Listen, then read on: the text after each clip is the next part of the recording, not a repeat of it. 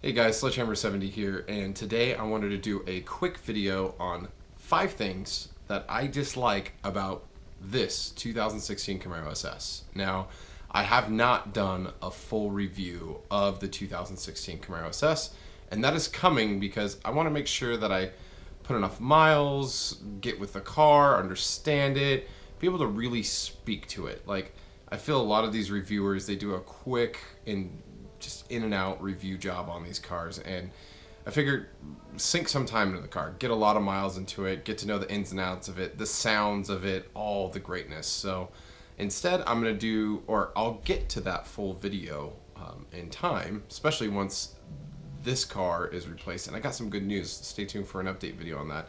But these are the 5 things that I completely dislike about this car. Number 1, Android Auto. So this was a promise from GM from day one. The car launched without it unless you had the LT with the 7-inch screen.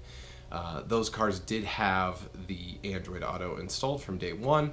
I had the Android Auto installed on this car, and honestly, like, it does not feel like an intuitive program on the car. And I'm going to do a specific video on Android Auto across the board, but my quick and dirty complaints about it is it feels low res. The options within are very limited. I still have to use my phone to get to my playlist and quick music and stuff like that. Like, it's just not easy to find things on the screen, unfortunately. Number 2, the infamous charge pad. So if you didn't know, there is a built-in wireless charge pad in the 2016 Camaro. I don't know if it's available for all models. I should have done some research before I made this video, but the charge pad is on the back side of your console, so it's technically in the back seat, and it fits not very many phones. So I'm a big guy. I use bigger phones. I have a Galaxy Note 5. I love it. I had a Note 4, a Note 3, a Note. I skipped the 2, but I had the 1. Loved all the devices, but the problem is they're too big for the charge pad. Even some of the smaller Samsung phones, I believe even the S7 and the S6 don't necessarily fit properly, which is frustrating to say the least. So I still have to plug my phone in via USB cable to charge it. And therein lies the other problem with Android Auto. So back to number 1 is your phone has to be plugged in all the time. That's kind of annoying. I don't want to have to plug in my phone to make use of Android Auto. So going to number 3. And this kind of caters to a larger issue I have with the car in general, but the sound. And what I mean by that, it's the sound from within inside the car. So windows up, driving down the highway, you just can't hear this car.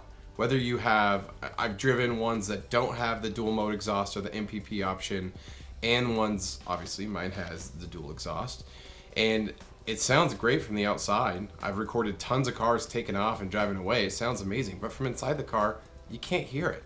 Now, I know a lot of people will probably knock me for that, like, but come on, it's American muscle. I bought this car for the V8 and the sound. I didn't, as much as GM made their interior nicer and everything, at least you could do is allow the sound to come through a little bit more. Number 4, the A8 Auto shifting and track mode.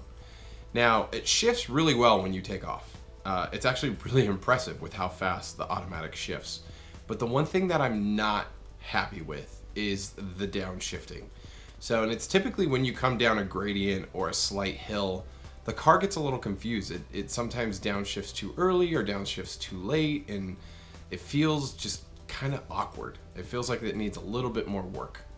But that is my number 4. The downshifting with the A8 Auto. And the 5th one that I have, and this might be a little chintzy, and I may just notice it more because I have a car with black rims, but the brake dust. Now, yes, I know there's a lot of cars out there that will put out 1,000 times more brake dust.